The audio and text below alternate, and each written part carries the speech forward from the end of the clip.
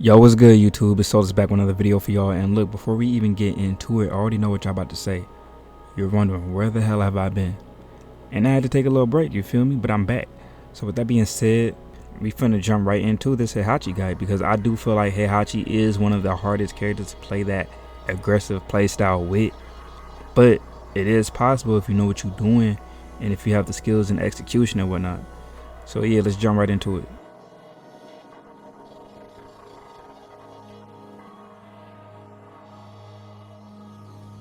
So first tip is the electric and the wave dash, and this is a tip commonly seen in my Rushdown Mishima guides for good reason. This is honestly the core of aggressive Mishima gameplay.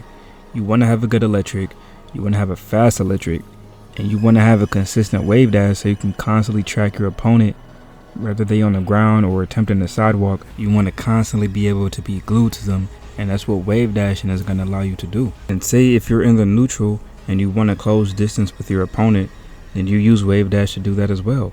Mainly because all of your best moves will come out of a wave dash. Forward 4-2, electric, forward 4-3, forward 4, hell sweep. All of your best moves comes out of a wave dash. So when you want to close distance, use a wave dash to do that. And not only that, but sometimes, not all the times, but sometimes you may crush highs while you're wave dashing.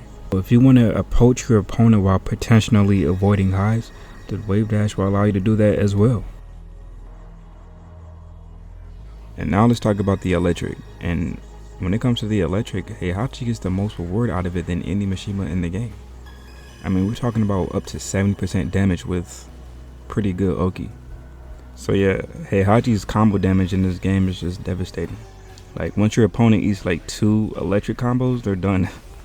They don't want no smoke with you no more, bro. So yeah, the electric can become one of the scariest and best keep out tools in the game in the hands of Heihachi. Also, keep in mind that I will have an electric guide coming out covering how to use it in full detail for each Mishima, so stay tuned for that.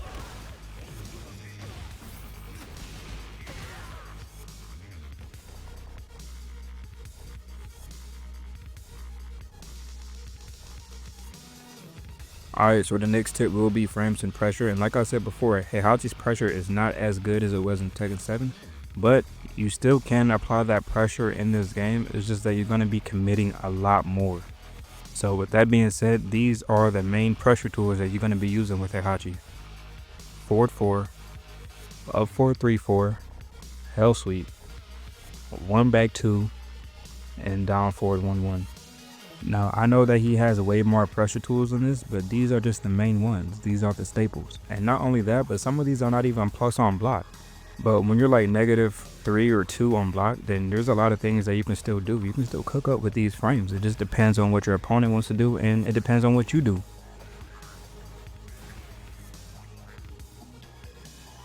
Now, obviously, it's very risky to use, but hell sweep is +8 on block, so you can pretty much do whatever you want to do after that. And if they do try to disrespect those frames, then back 4 will make them not want to do that. Now, obviously, you have forward 4. This is pretty much the Mishima staple pressure tool. You're going to be going to this the most when you're trying to pressure your opponent. And while I do feel like Kazuya's is better, with Heihachi you can transition into stance, which, you know, allows you to do a lot more stuff.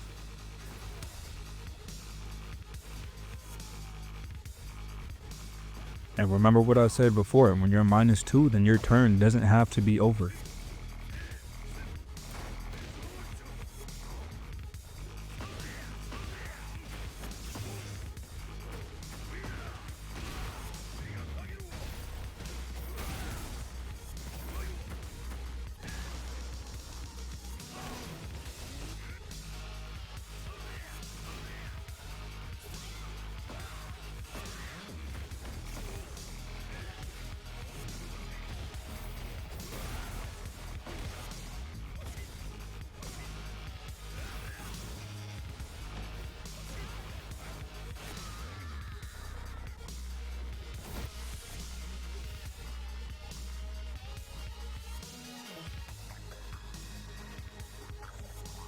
Alright, so next tip is shutting down sidestepping. And shutting down sidestepping may be one of the hardest things to do with Heihachi because his entire move list damn near is so linear. And honestly, to shut down sidestepping with Heihachi, you're going to be committing to pretty unsafe moves. And also keep in mind that his homing options just aren't the best. I don't think that they're worth throwing out. So that's going to leave you with these moves that I got for y'all right here. Alright, so we got back 4, up 4, 2-1, and we got Hell Sweep. And Hell Sweep doesn't track as much as it did in Tekken 7, but it does still track a little bit, especially if you wave dash with it, you know, realign, then it does track a little bit. So I would still use that to catch sidestepping.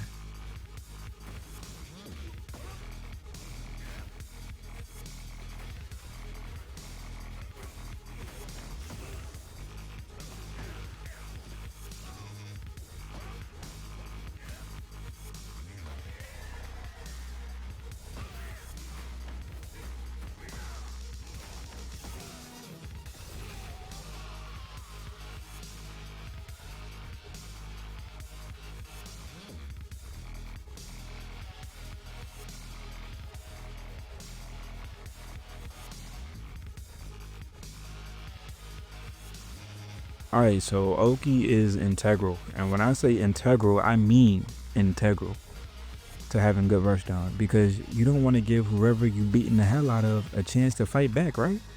So having good Oki is going to allow you to do that. And Heihachi's Oki is pretty solid in this game. It's not Devil Jin or Kazuya level Oki, but you know, he got some stuff. So I'm gonna show y'all what he got. Okay, so forward crouch forward is a scary move at the wall because it can guarantee a lot of things, right? You can get forward 2, you can get stomp. I mean, you can even do another sweep if you want to. That's actually what I did, and I proceeded to hit him with not 1, not 2, not 3, not 4, not 5, not 6, not 7. But nah, I'll stop that 4 though. But yeah, like Heihachi's Oki and mix-ups at the wall can be pretty terrifying, I'm not gonna lie. But yeah, man, and getting back to this right here, this is what I like to call the death position. Head down, face towards me. Pause. I don't know why I said pause, but I felt like I had to. Now, why is this position so deadly? Because they have no get up options. None. All they can do is roll. You feel what I'm saying? Or get up.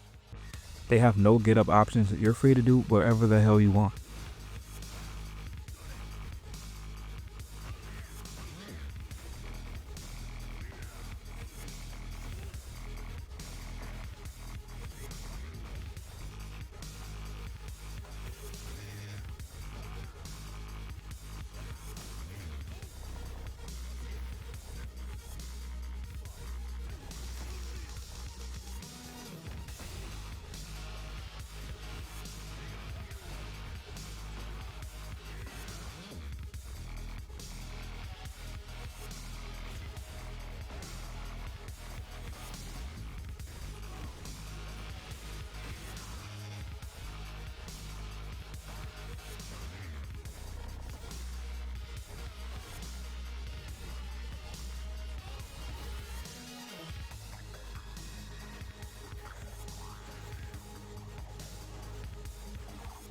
Alright, now let's talk about the forward wall ender.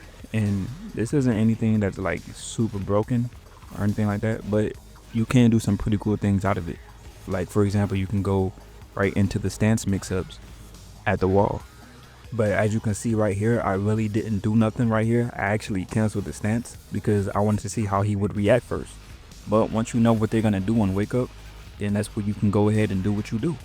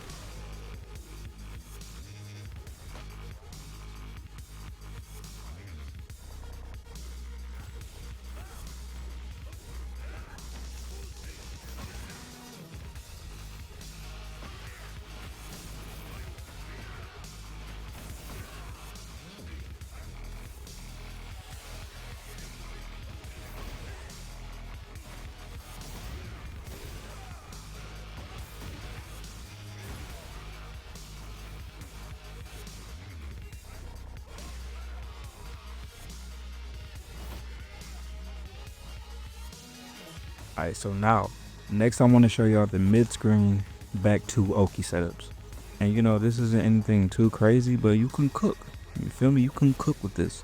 So basically you can do any combo, do it with any combo. All you have to do is just end your combo with back 2. And then you go straight into the stance.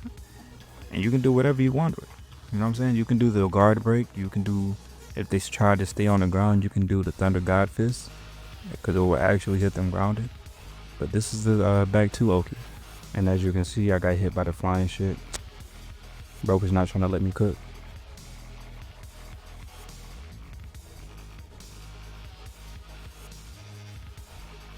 Alright, so last but not least is the movement. And I'm gonna tell you right now, movement is what connects everything together. Like all these tips that I've shown you, movement is gonna be utilized alongside all of them. Whether it's electric, wave dash, Oki, you know what I'm saying? Heihachi got some of the best movement in the game, and you have to use that to effectively rush people down. So for example, with Heihachi, he's not a character that has the best small Tekken. So what you want to do is you want to mix small Tekken with big Tekken. You know what I'm saying? And how you do that is you use movement with it. For example, like 1 back 2 or down forward 1-1. You'll do that on block into like a side step electric. That's small Tekken into big Tekken. And people forget that movement can be very overwhelming at times depending on how you use it. And you want to be in and out of people's faces. Like you can go ahead and spam electrics and then back up and then give your opponent a chance to whiff and go ahead and get your own whiff punish off. Stuff like that is when movement is best utilized in my opinion. But if you need any more details on movement and spacing, then make sure you check out my Mishima spacing guide. That video is going to get you right. And that's actually going to be it for me. If you did find this video helpful, then go ahead and drop a like. I do want to take this time to plug my Discord server. You know, for anyone who needs any one-on-one help or personally want to contact me. Or if you just want to join a competitive and wholesome Tekken community with a mix of, you know, beginner, intermediate, and high-level players, my Discord server link will be in the description below. And with that being said, it's Solus signing out, and I'll catch y'all in the next one.